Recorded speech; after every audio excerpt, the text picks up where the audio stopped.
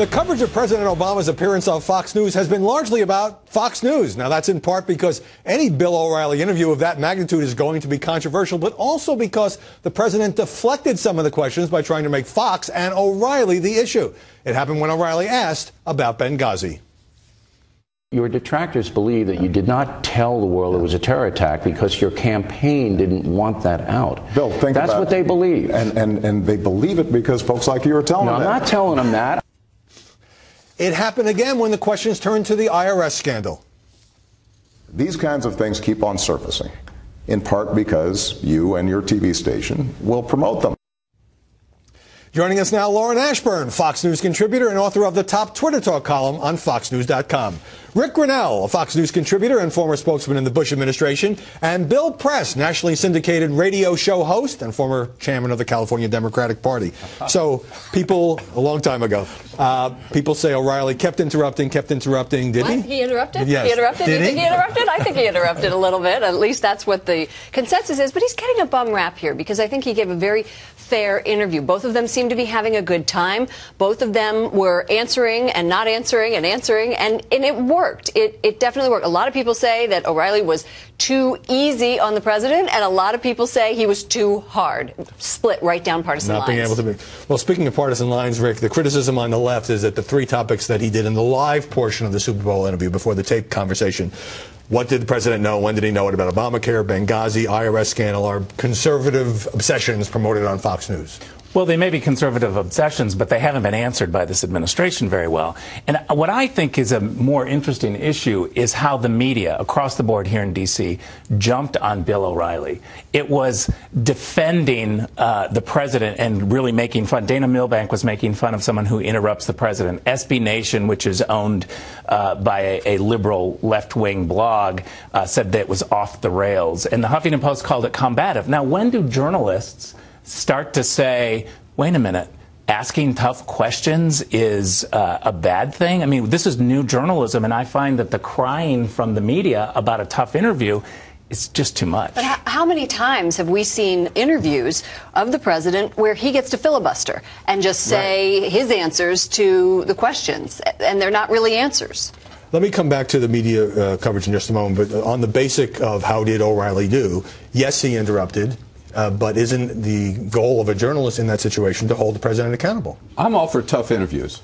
I think Tim Russert gave a really tough interview. He's my gold line, if you will. Yeah. But Bill O'Reilly was tough, but also I thought it was rude and obnoxious. And, you know, but Bill O'Reilly is rude and obnoxious. It didn't bother me that much, and I do agree with Lauren here that as a member of the White House press corps, I've been there many times when the president filibusters and filibusters, so you really do have to jump in. So why was he rude? So let me jump in. Why was he rude? He was, because he jumped in too much, I thought, and some of his comments, I mean, the president was trying to answer one. There was one point where the president said, look, I'm trying to give you an answer if you would just listen, which I thought, by the way, I think the president handled him well, too. But I have to say, here's my problem with that interview. You know what my problem? As a talk show host, he didn't make any news. I thought he wasted his time. I have a freshman member of the House in my show, and I'm thinking ahead of time, how can I make news with this guy? Bill O'Reilly didn't make news because he asked old, tired, stale questions about Benghazi. Yeah, but see, this is the problem, I think, is that he did make news, and yet the Washington press corps,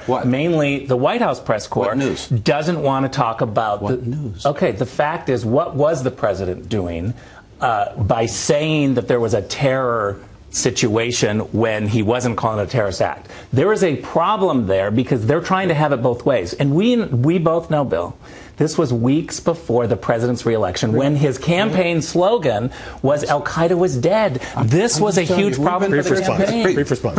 We've been over that so many times. He didn't ask one question about Snowden or NSA, not one question about Syria, which is a real serious thing, not one question about Keystone Pipeline. Today's news, he could have made news, and he did the White House not. press corps. One correction, there was a question about Keystone Pipeline in the second part of the interview, which was taped, which aired on the O'Reilly Factor the day after the Super Bowl. But one of the things that the president did was was he deflected questions in part by counterpunching against O'Reilly and against Fox News. From his point of view, from our point of view, was that an effective tactic? Well, he kept saying things like, these kind of things keep surfacing in part because you and your TV station will promote them, because folks like you are telling them. This is what the president kept railing against, and he has been doing this for a very long time, saying Fox News is the problem, that not the president and its policies are the problem. And I think that it plays to his base. If he's going to attack Fox News, then the left is going to say, yes, go president, go president. And that's really what he's trying to do. Fox can be a very effective foil for Barack Obama. At the same time, did he go too far in suggesting that these almost weren't legitimate questions? They were just, something from way out in the Fox universe. Yeah, I mean, I wouldn't have had a problem with the president's answers if the White House press corps had consistently been trying to drill down on these questions.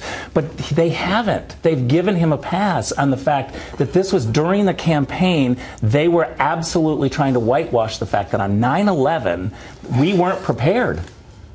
Wait, who's president on 9/11? Oh, you're talking about the second 9/11. I'm sorry. The anniversary of 9/11, right before the president's reelection. Can I tell you something? You're wrong. I'm there every day. The press corps has drilled down and drilled down. You know what Gertrude Stein said, Rick? There's no there. Leave it up. Well, I mean, that's the problem. And I think O'Reilly should have moved on to today's news. Let's circle back. Well, again, in the second part of the conversation, which wasn't seen by as many people as the Super Bowl audience, but it still was seen by 4 million people in that first airing, there were questions on, as you said, the Keystone Pipeline, out-of-wedlock babies, poverty, big government. But let's come back to the media coverage. I want to play a little bit of the reaction, particularly starting with a new host on MSNBC. I do think what Bill O'Reilly was doing was sort of reheating all of the right-wing memes, all of the obsessions that the right has. He might as well have asked him about his birth certificate while he was at it. God forbid that there should ever be another point of view. I think that's the president's view. But I do think he's probably giving Fox too much credit, honestly, but I'm sure Fox is happy to take it.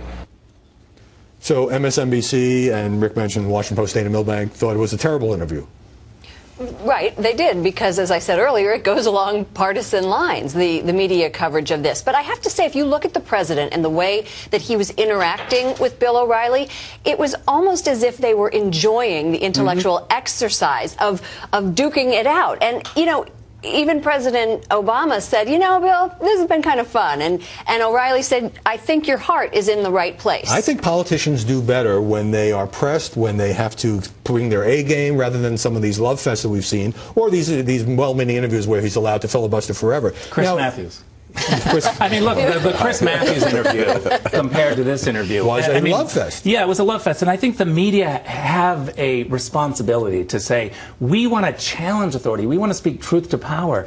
So what if we're asking 1 million times about Benghazi? There are still real questions. No one has been fired. You want to get me to argue with Benghazi this morning, and I'm not going to do it because I've been there and I've done that. I'm just saying, I want to make it clear. I didn't have a problem with the interview. As a liberal, as a Democrat, I thought O'Reilly did a good job. I mean, I do think it was a little obnoxious, but he was pushing, and that's what he's got to do. You're hardly the first person to aim that adjective at Bill O'Reilly. But I salute him for that. I just want to come back. You said, well, the media, the Washington Press Corps. New York Times, for example, ran a very straight story on this interview. But the AP had a headline that I could not believe. President Obama defends himself from Republican charges. Right. That's been the problem all along, is that it is just a Republican issue that we didn't have coverage in Benghazi, that we had security problems, no one has been fired. All of these are just considered Republican problems. And I think that's where most people get really outraged. And Bill Press, wouldn't your friends on the left cheer if an aggressive anchor or correspondent had constantly pressed President Bush on Iraq and Katrina? I mean, it can look very differently when it's a president who you don't like on the other end. Totally, and I was very critical of the White House press corps at the time for not raising those questions with President Bush. I have heard this press corps at the White House push on Carney and Obama. Send me those. I would love to see it. Let me just say one last thing. It's up every day. You can watch it every day live. We had, from Bill O'Reilly, when he interviewed George W. Bush, he said, doesn't it bother you that people hate you? So Bill O'Reilly has been pushing presidents of both parties.